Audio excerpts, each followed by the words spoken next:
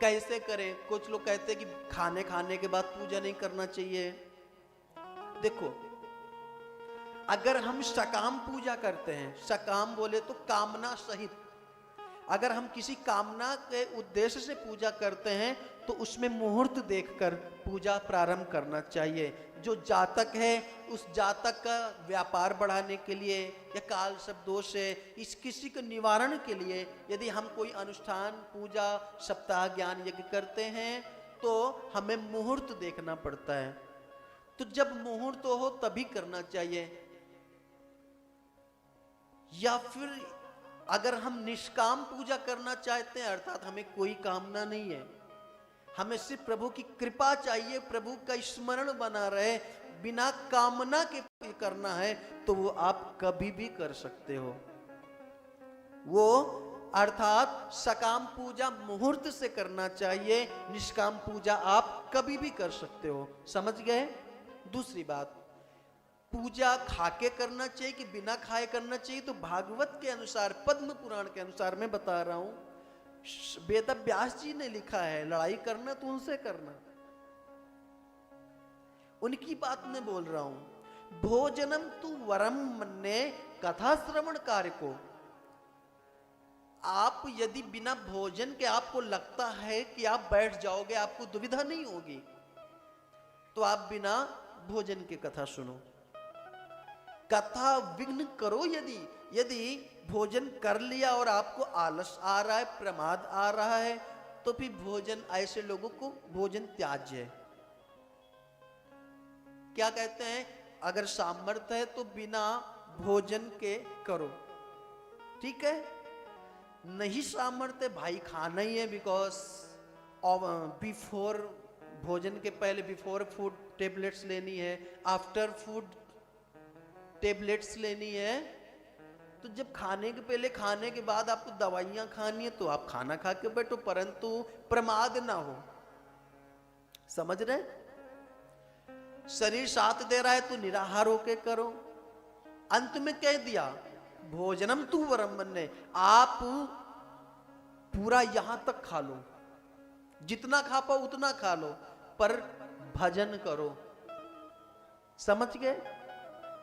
भोजन का इसीलिए किया है कि हम बैठने में प्रमाद न हो, क्योंकि भोजन करने के बाद बैठने में असमर्थता होती, नींद आती, आलस आता है, प्रमाद होता है, मन नहीं लगता। क्यों?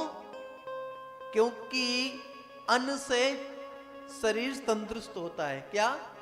अन्न ग्रहण करने से शरीर की पुष्टि होती है, और भजन और पूजन, भगवान की कथा सुनने से मन की स्फूर्ति होती है।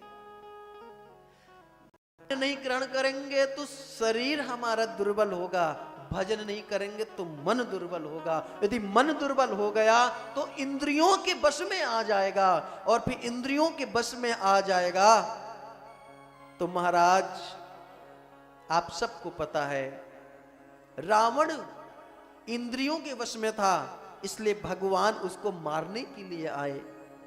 महाराज चक्रवर्ती, महाराज दशरथ के वश में इंद्रियां थी, महाराज चक्रवर्ती ने इंद्रियों को वश में कर रखा था, इसलिए उनके यहां प्रभु श्री राम आए। यदि आप इंद्रियों को वश में कर लेंगे तो आपके यहां भगवान राम जैसे जन्म होंगे। यदि आप इंद्रियों के वश में हो गए तो फिर जब प्रभु मारने आए थे ना, फिर वैसे ही धुंधकारी जैसे मरोगे।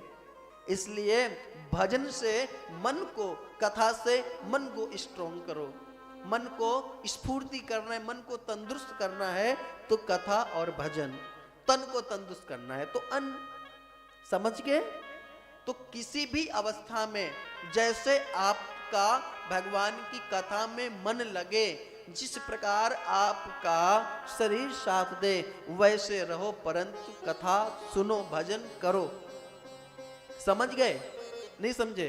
गोस्वामी पाद जी ने भी तो कहा है क्या?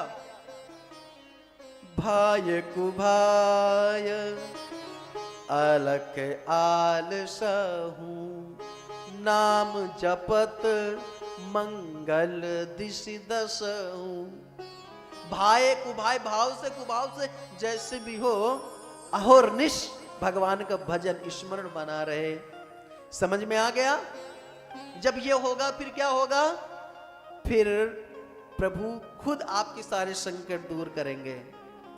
आइए कथा का विश्राम करें। इसके पहले सब लोग खड़े होके मां राधा रानी के चरणों में एक भजन प्रस्तुत करेंगे। आप सभी खड़े होके बढ़िया से मस्ती में झूमेंगे। ध्यान रहे, एक विशेष सूचना है, कल द्वितीय सत्र की कथा प्रारंभ होगी 3 बजे से। आप सभी समय अनुसार आए। जो नहीं आ पाते हैं, ये कथा हमारे ऑफिशियल यूट्यूब चैनल पर पुनीत कृष्ण जी महाराज यूट्यूब चैनल नेम है, यूट्यूब पे आप ऑनलाइन भी देख सकते हैं। मान लो आपको कथा अच्छी लग रही है और आपको लगे कि नहीं वो भी सुन सकते हैं, तो आप यूट्यूब की लिंक शेयर कर दीजिए और 3 बजे से ऑनलाइन यूट्यूब पे देख लेंगे कथा। ऑफिशियल चैनल है पुनीत कृष्ण जी महाराज, इस पे जाके आप ऑनलाइन कथा भी देख सकते हैं। ठीक समय कल 3 बजे आप लोग यहाँ पधारेंगे। आइए हम सभी भगवान के श्री चरणों में हाजिरी लगाएंगे और भगवान के चरणों में हाजिरी लगाने में कोई कंजूसी नहीं करेगा। क्या बोले? बांके बिहारी लाल की जय हो, कि राधे राधे नाम की। कैमरा से थोड़ा अलग हट के डांस करेंगे। राधे राधे नाम की मेरे मन लगी कि डोर, और राधे जू की कृपा से तो भी मिल जाए नंदे किशोर। और भैया वो जो महाराज जी का आदेश है, श्री राधा बरकर पर राधा रानी की पूरी कृपा है, तो राधा रानी का गुणगान जोरदारी से होना चाहिए कि सबके संकट दूर करेगी ओ, कि सबके संकट दूर करेगी, अरे वो बरसाने वाली। और ताली बजाकर सबको बोला है क्या? बजाओ बजाओ ना, बजाओ राधा नाम की ताली, बजाओ राधा नाम की ताली, ओ बजाओ राधा नाम की ताली, बजाओ राधा नाम की ताली। सबके संकट दूर करेगी, सबके संकट दूर करेगी, सबके संकट दूर करेगी, सबके संकट दूर करेगी, ओ बरसाने वाली। बजाओ बजाओ ना, बजाओ राधा नाम की ताली, बजाओ राधा नाम की ताली, बजाओ राधा नाम की ताली, बजाओ राधा नाम की ताली। राधे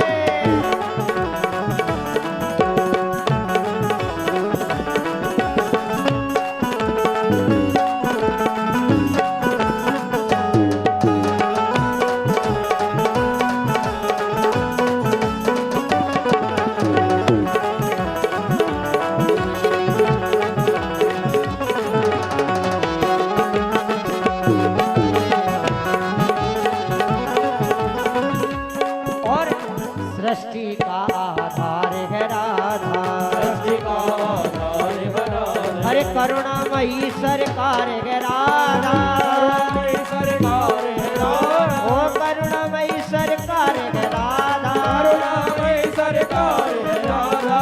राधा नाम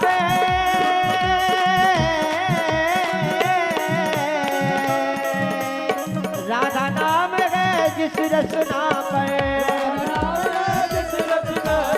राधा नाम है जिस रचना पर, राधा नाम है जिस रचना पर, उसने भक्ति पाली। बजाओ बजाओ ना, बजाओ राधा नाम की ताली, बजाओ राधा नाम की ताली।